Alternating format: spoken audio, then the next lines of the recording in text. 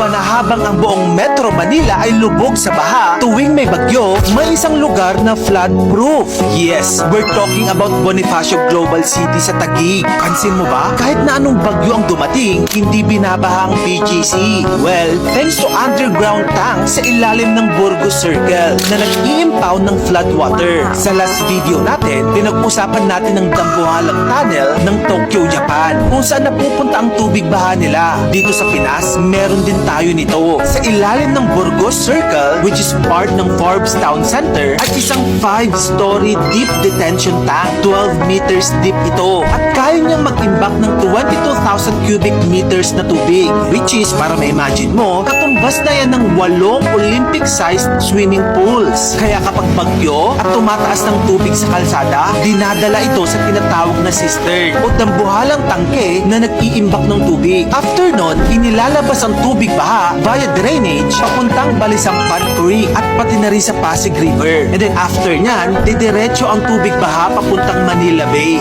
Ang tanong, effective ba? Well, obvious naman, di ba? Ang flood control system na ito ay sinolusyonan ang major problem ng pagbaha sa parteng yun ng Metro Manila. Maliban dyan, practical ang volume ng system, which is 22,000 cubic tank. Kaya drastic na bawas sa flood. Tapos okay na okay din ang strategy nila. Detain water temporarily, then controlled ang release. Hindi biglaan. Okay.